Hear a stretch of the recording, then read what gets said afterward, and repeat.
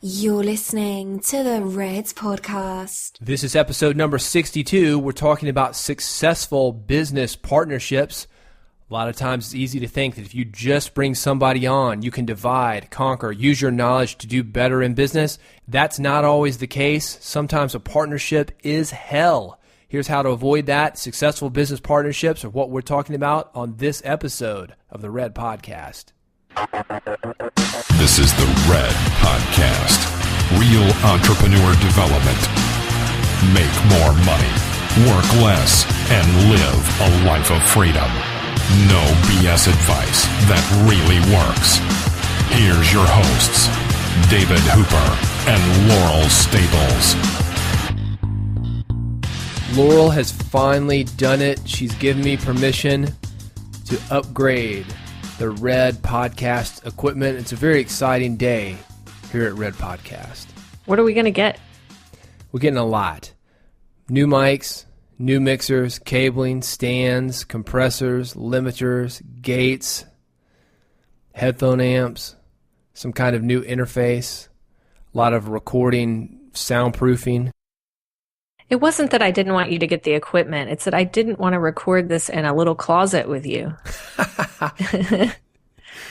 It's a medium-sized closet that we're going to cram everything into. In all fairness, when we started Red Podcast, and this is something we've talked about before, we have agreements when we come into something new, such as a business project, such as this podcast.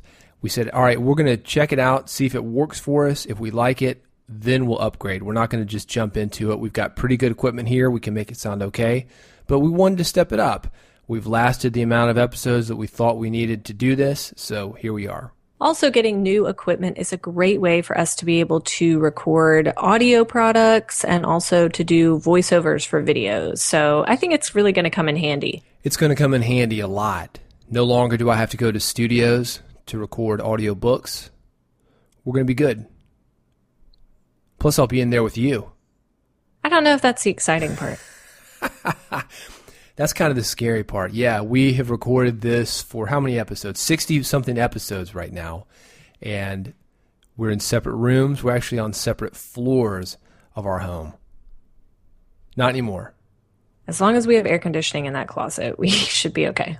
This is the Red Podcast. Red stands for Real Entrepreneur Development. It's for anybody with a message. If you've got a product to get out there, if you've got something that you want to say, if you've got the cure for something, this is the podcast to help you do it. We are for coaches, authors, speakers, writers, bloggers, podcasters.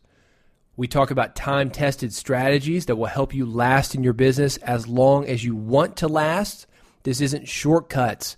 These are long-term, big-game ideas that will help you go 5, 10, 20 or more years.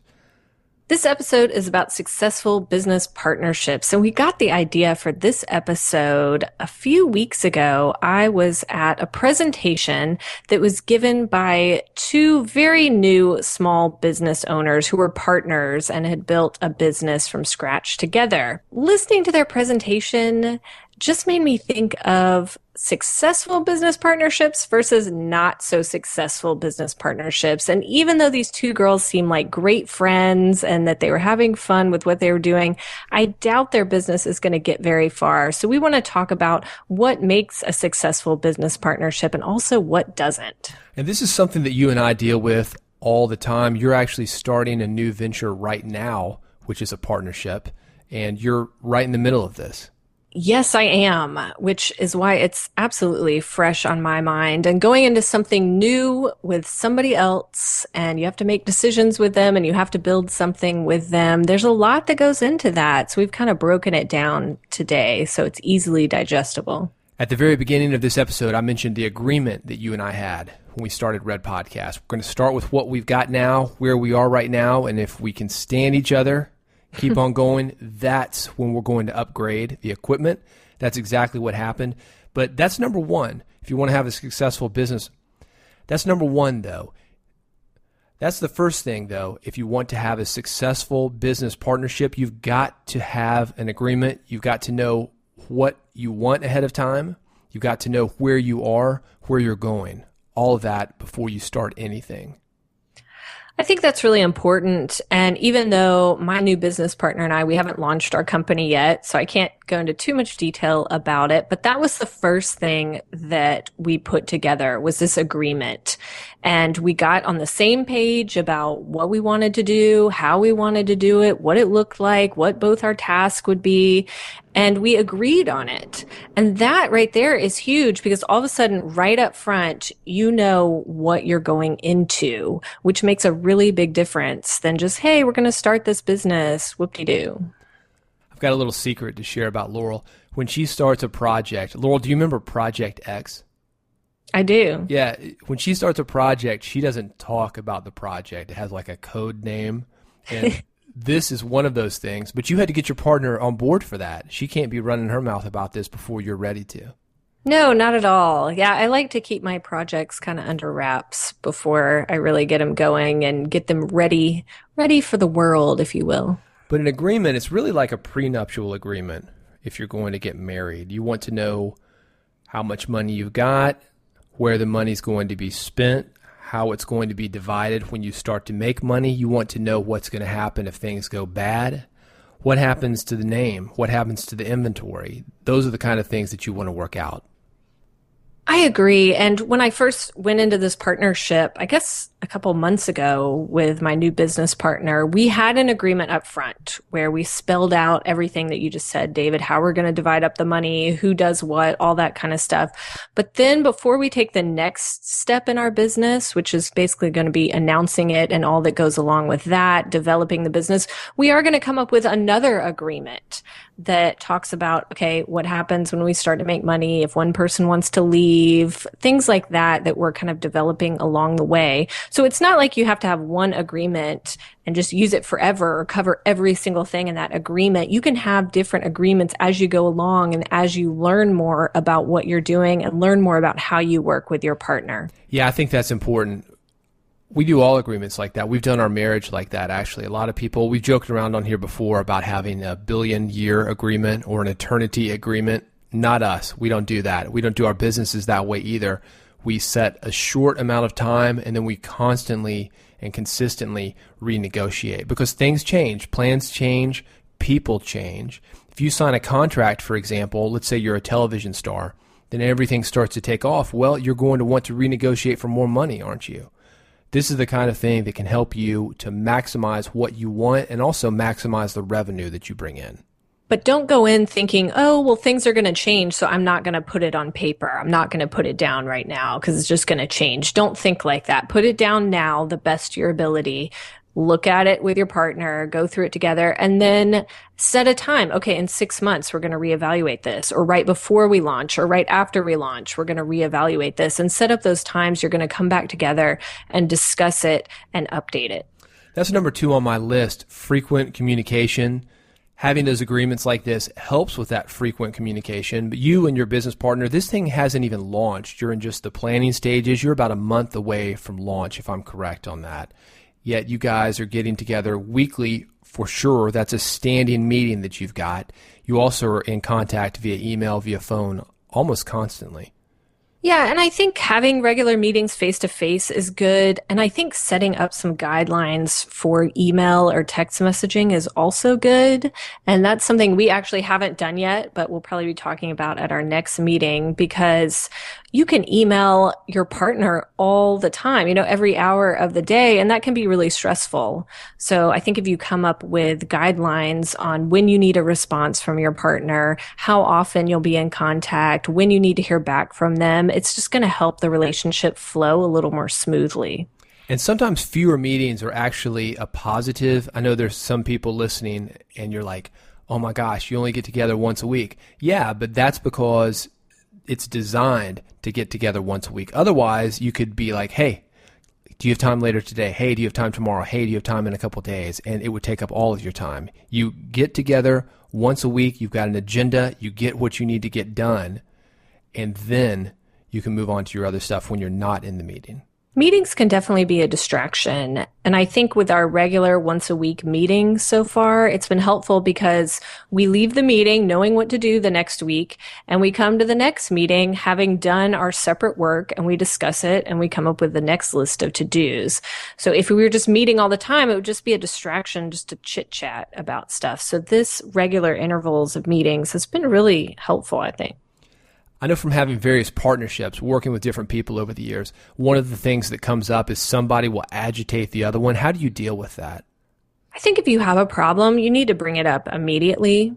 And you don't want to say anything like attacking the person, like you're doing this. Use the general guidelines that you use with your partner. Like, David, I feel like you're not putting the dishes in the dishwasher. Use that kind of language that's not like you're doing this and you're doing that, but bring it up now instead of a year from now. They're still not putting the dishes in the dishwasher or the equivalent, and you're really angry about it, and then you just lash out. You got to bring it up in a nice, calm way when it happens. Yeah, I think that's worth saying that Laurel and I, we have our marriage very much like a very corporate entity. I get a verbal warning, and That's not true. then I get a written warning, and then we have to bring somebody else in from the union, and then she escorts me out after I mess up about 3 times. No. If only that were true. That's hilarious. But you do have to have trust. You have to have integrity with your partner. We've talked about John Acuff on here. All of us were in the audience watching another speaker. And we had just gotten married, and he's been married for a lot longer than us, obviously. So we asked him, hey, what's your advice for a good marriage? And he told us something, and I think it works well with partnerships. He said, never use your partner as an excuse not to do something. And he explained that, for example, somebody asked him to go out to lunch or go to a meeting or to speak, and he'll say, oh, yeah, well, my wife isn't allowing me to do that, or whatever, using her as an excuse. Not only do people do that in marriages a lot, people can do that in business partnerships as well. For example, a lot of times on my radio show, Music Business Radio, it would be very easy for me to say, oh, yeah, the producer's not interested, when it's really me that's not interested. I think taking ownership of your decision, very important in any kind of partnership. So good advice from John Acuff there. And taking responsibility for your own decisions and not putting everything on your partner. And kind of in conjunction with that is don't dump busy work on your partner. So don't dump excuses on them, and don't dump work that you don't want to do on your partner just because they're another entity in the business. Yeah. Also, don't use not being connected. For example, a lot of partnerships happen over the internet or they're long distance. Don't use that as an excuse for making a decision. Like, oh, hey, sorry, I couldn't get in touch with you, so I went ahead and spent XYZ amount on podcasting equipment. Don't do that.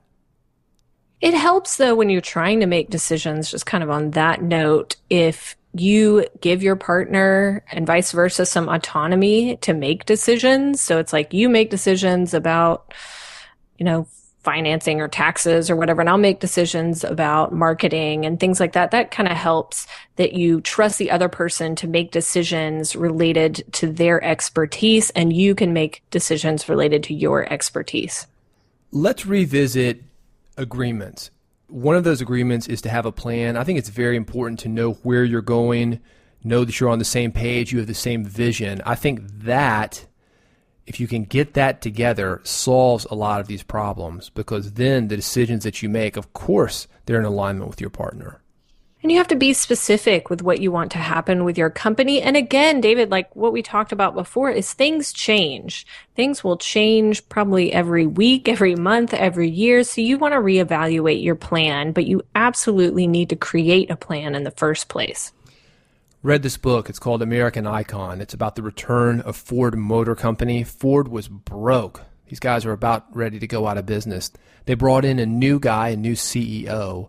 And these guys were amazing. They were having these weekly meetings, and sometimes these departments would have daily meetings or multiple times per day where they were being updated because things were changing so often. So that does have to happen sometimes. You need these updates. You need to know where you're going, because if you're in the middle of a launch, for example, things can change right away. But let's take it back to what you said earlier, Laurel. You have to have I think, regulations as to when you can talk to your partner or what's important for them to know about or what's important for them to get involved with.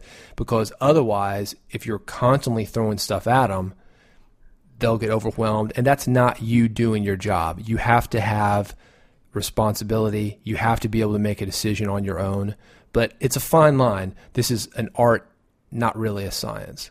And you mentioned having the same vision, David, and that was something that I put in the initial agreement that I had with my new business partner as I wrote out my 5-year vision for how much money we'd be making, what the company would be doing, and all of that. And things will change, but I think it is important to have that vision, knowing that things will change on the path to that vision, but at least you kind of establish that together we have this vision and we're going to build a path towards it. And it might be a winding path, but we're going to try to get there and maybe reevaluate along the way.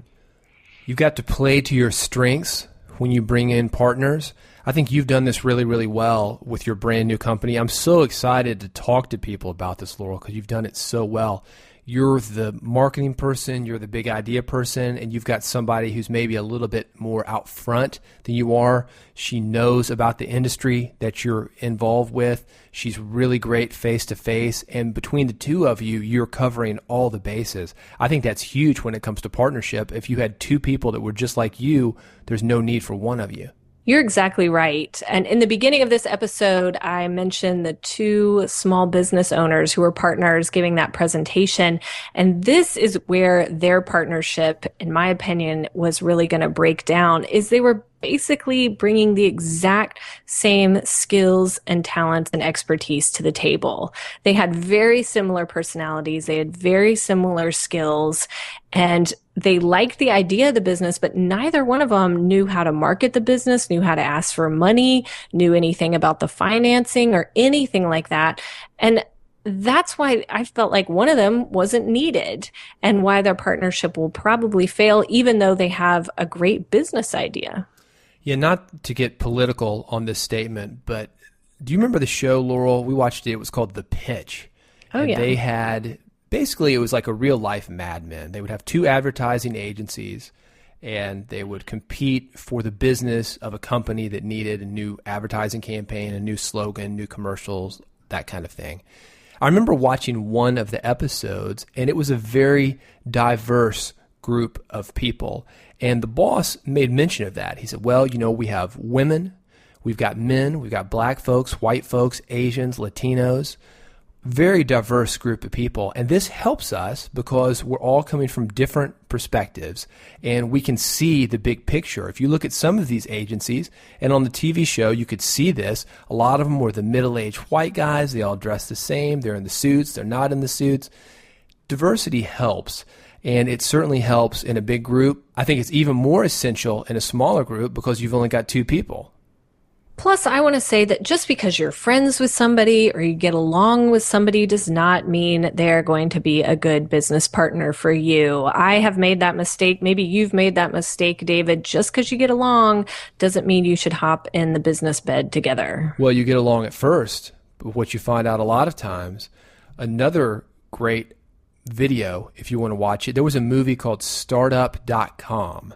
And this is probably 15, 16 years ago. They followed in the late 90s a startup company, a .com. It was 2 friends. They started this thing, and it absolutely destroyed their friendship. They couldn't get along. At the very end, Laurel, the company went broke. They had the 2 guys in a room. They asked one of them, what is your biggest regret of this company? He said, I think it was our friendship. And the other guy's like, yeah, I think it's our friendship. It was a very, very powerful scene and a great piece of advice for anybody thinking about doing business with a friend. Watch it. The last one on our list today is to realize your value. Very, very important. I've done this, I can't tell you how many times. Well, at least 2, where I connect with people that I just want that safety blanket. I want to know, and I think it was subconsciously, if my business fails, that I've got somebody else to go in there with and blame it on. And what was happening was I was picking guys that weren't as good as me. They weren't financially secure enough to invest in the company. They weren't as hardworking. They weren't as intelligent. And that'll get you. That'll get you. You've got to realize your value. And sometimes you're going to be the smartest guy in the room. I never want to be the smartest guy in the room because I'm not learning something. I'm not being stretched like I want to be. A lot of guys like it because it can make you feel really good about yourself. However, it's a great way to either work way too much, lose friendships, get resentful, and eventually go broke because the other guys aren't holding their end of the bargain up.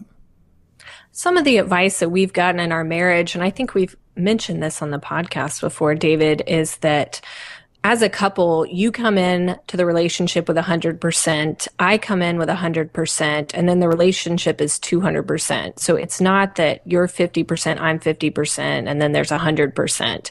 And that's the same with your business partner, is you have to realize your own value, that you have to come in with 100%, and you have to find somebody else who's coming in with 100%, and then you create more than that. Yeah, you've got to be a complete person. Everybody says, "Oh, you complete me." They love that Jerry Maguire line. And I think people do it not only in personal relationships, but in business relationships as well. You've got to be that complete person. You've also got to know that you're that complete person, though. If you've got some other person that has that "you complete me" attitude, that's not for you. You want two complete people. It's like if you were a band, you want that backup singer that could get up there and sing lead if you wanted them to. You want somebody who can hold their own along with you. So if you have questions or comments about this, we're happy to answer them. You can reach me, you can reach Laurel via our website. It's at redpodcast.com.